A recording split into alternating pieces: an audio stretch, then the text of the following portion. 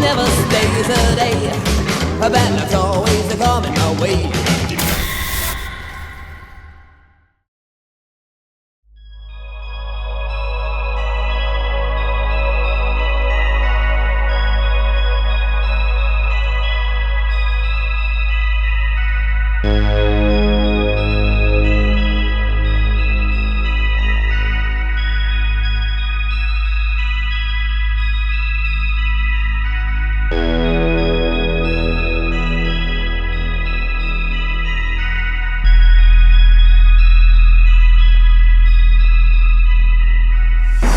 For today's grim adventure, we're visiting the Hollywood Museum for some old school Hollywood history, mainly horror. We got a treat in store for you, kind of like trick or treat because the Halloween season's coming up. I had no idea that deep inside the bowels of the Hollywood Museum is a dungeon filled with some of the most memorable costumes and props from some of our favorite horror movies. Remember Silence of the Lambs? You're in for a treat. Now before we go inside, let's get a closer look at this statue of Marilyn. It's her most famous iconic pose where she was standing on top of the grate with the wind blowing up. That is gorgeous. Look at that. As soon as you walk in, one of the things you see is actual life masks of some of the horror greats. There's Lon Chaney Jr., Peter Lorre over here, which he's buried in Hollywood Forever Cemetery. I keep meaning to go down and visit him. Vincent Price. Man, these are cool. Down here we got Boris Karloff, Christopher Lee, and one of the greats, the best Dracula ever, Bela Lugosi. You know how Jessica and I absolutely love theming. This is insanity. And then over here, I can already see his face. They have a screen-used costume. There's Michael Myers from Halloween 4. And then right over this way, there's Loomis's suit and jacket. And check it out. Oh my gosh. I'm losing my gourd. All right, we got to keep going. This is one of Jessica's favorite movies, Van Helsing. So when we walk through here, you kind of lost your mind a little bit. So tell us a little bit about what we're looking at. There's 3 dresses. The one on the left. These are the vampire brides. Right? Now, when we walked in, you called out their names. Well, not their names, their hair color. The one on the left? Color, I don't remember the names, but the 2-piece here is the blonde. The red piece here is the redhead. And then the kind of off-white. The gown in the back. Yeah. Is she had very long black hair. Crazy cool. And here's other stuff over here. Of course, these are both Van Helsings. Another one of Jessica's favorite movies, Underworld. I love a good museum, especially like a horror museum that has actual screen-used costumes. This is blowing my mind. Of course, a horror museum wouldn't be a horror museum without Friday the 13th. And they got more than just one mask here. This one over here blows me away. Jason Goes to Hell, The Final Friday.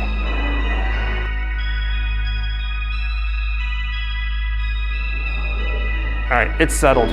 We need to get some actual mannequins for our props in our house. Look at this. Over here, well, there's a mannequin over here. It's Vampira. But it's one of her actual gowns that she wore.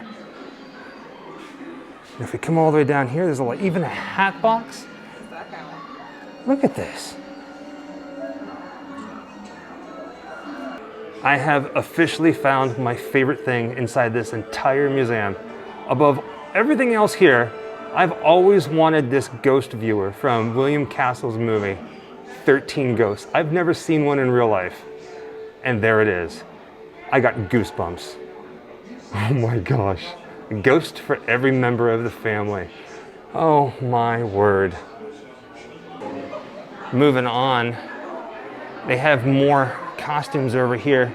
This one's from the TV show The Nick. But if we walk over this way, you're gonna see a familiar clown peeking back at you. Crazy, right? And then down here, actual Annabelle doll from Annabelle Creation. Straight ahead, it looks like there's a display of one of my all-time favorite stories, as well as Tim Burton movies. There's the outfit, the costume worn by Johnny Depp, who played Sweeney Todd. The dress worn by Helena Bonham Carter, Demon Barber of Fleet Street, 2007. And then over here, the outfit worn by Sacha Baron Cohen. Wow.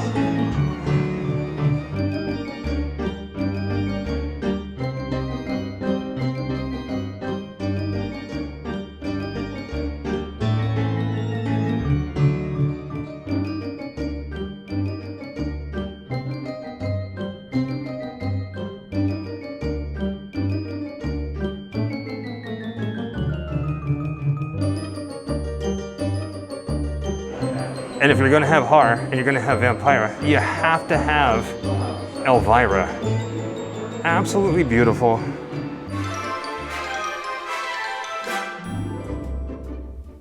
Hello, darling. It's me, Elvira, Mistress of the Dark. And I've been in the Hollywood Museum's collection for years. It's such a fun place to be and a great place to visit. Check out this clip of me in my favorite room at the museum. Hello, Elvira. Hello, Dr. Lecter, is it? It is. You know, a census taker once visited me. I hate them too. No, I mean, I made a meal out of his visit. He gave me food for thought. I found he had good taste. Surprisingly, I still don't get it. I ate his liver with some fava beans and a nice Chianti.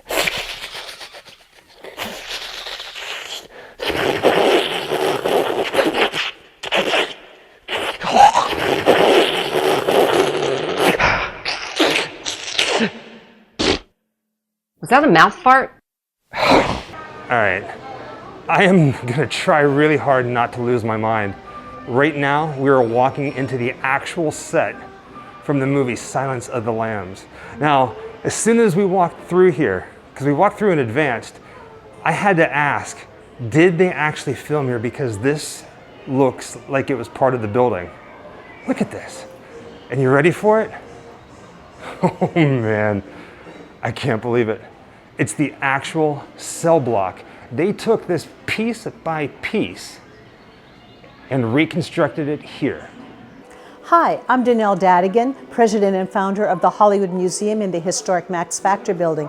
We're located here in the heart of Hollywood on Highland Avenue, just south of Hollywood Boulevard. We're in the historic Max Factor building where Hollywood's makeup king, Max Factor, made all of the movie stars of the golden era look glamorous and their fabulous selves.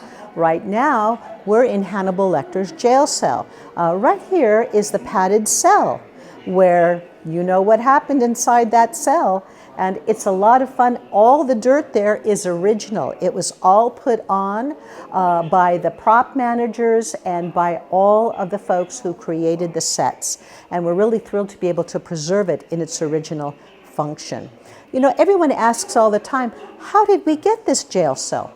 Well, it's a great story. Once upon a time, clients were Dino De Laurentiis and his lovely wife, Martha De Laurentiis. And we were talking, and it turns out that, you know, they said, we have something for you. And I thought, oh my goodness, what could it be? Well, it was the jail cell used originally in Silence of the Lambs, brought out again and used in Red Dragon. And here we are today standing in this jail cell. The jail cell arrived from Universal in about 8 open stake bed trucks with an original set of plans.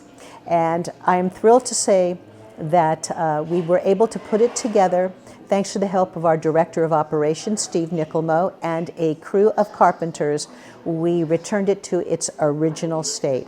And it is so accurate, and of course it is authentic, it's the real deal, that it has been used in all of the special extra added features at the end of the DVD set where they've spoken with the actors, with the writer, with the creator, and with the continuity artist. And so this is also wonderful because when you're down here, you're in the original Hannibal Lecter jail cells. So let's go take a look and see where Dr. Lecter was housed.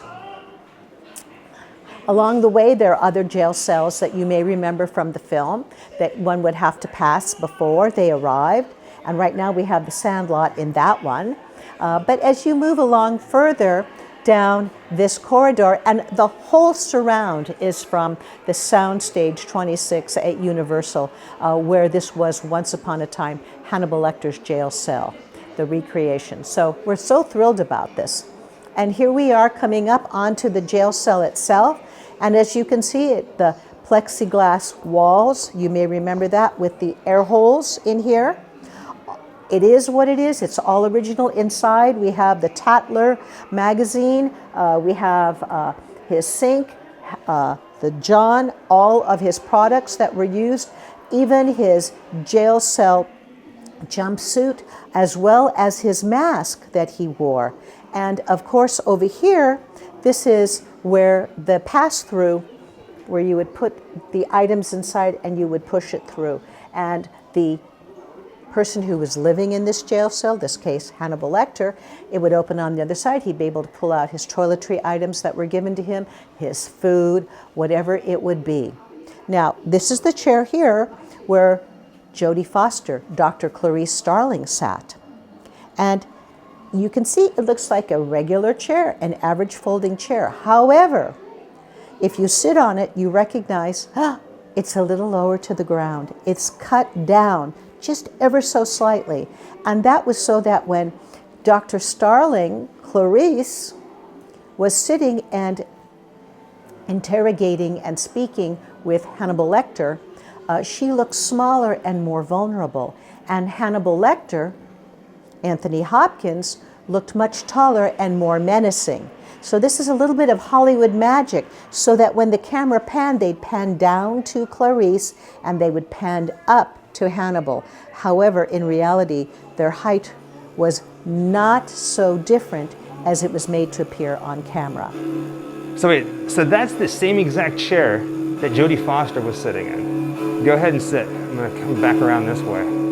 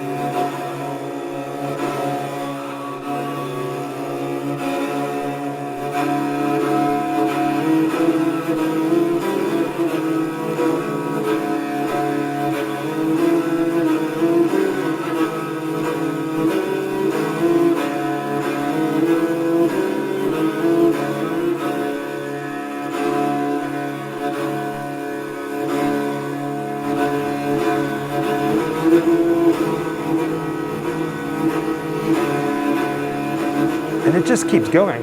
Now here's the fun thing about this place. It is supposedly supposed to be haunted. Like there's an actual ghosts that are haunting this building. So at any given time, you might want to go back and rewatch the video, because you might see a ghost or something popping through. Baby girl, I absolutely had no idea what we were getting ourselves into. I thought for sure it was just gonna be a bunch of like old school Hollywood dresses, maybe some movie props or this and that. I had no idea that there was a giant dungeon filled with horror memorabilia.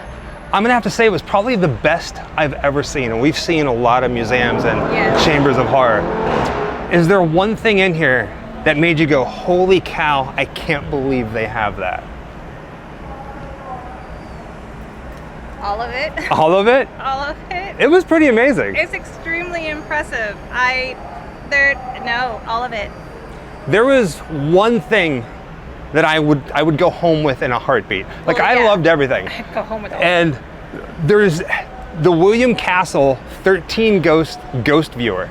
Yeah. So whenever William Castle first came out with the movie 13 Ghosts, he was a man of gimmicks, and he would often give people devices while they're watching the movie. And here, well, we have the movie and we have 3D glasses. Basically, they're 3D glasses. And whenever you're watching the movie, if you wanted to see the ghost, you would look through a certain lens, and if you Blue didn't want to see or the red. ghost, you'd go the other way. Yeah. So these were original glasses. I didn't think that they existed anymore, and I didn't think that I'd ever get to see one. I never thought I would see person. one, and it was in perfect condition. I mean, we've seen pictures, we've seen snippets from when it first came out, and people were using them, but I never thought I'd see one in person. No. All in all, what'd you think of this place? It's probably the most impressive collection I've ever seen. And that's we just saw the basement, and we walked through the saw first one floor. level. Yeah. There's 3, the 4, basement and then 3 levels. and it's filled with stuff from Yes. Star Trek to Star Wars to Wizard of Oz to the old Max Factor memorabilia. Because remember, this was the Max Factor makeup studio for all of Hollywood. If you were a woman, I'm sure men probably did it too. Oh, yes, But of if you course. were a woman in Hollywood and you were somebody, you came here. Yeah. And you had your makeup done. Yeah. Especially around the time of the Oscars. So much history here. They had their makeup done for filming as well. Yep. Yeah. This is cool. Thank you, a huge thank you to the folks here at the Hollywood Museum for allowing this to happen, for allowing us to come in there with our cameras. We had a blast. Big truck. And as always, happy Halloween. Wherever I come, bad luck is coming my way. Wherever I go, hard luck is there to stay. Good luck never stays a day. Bad luck's always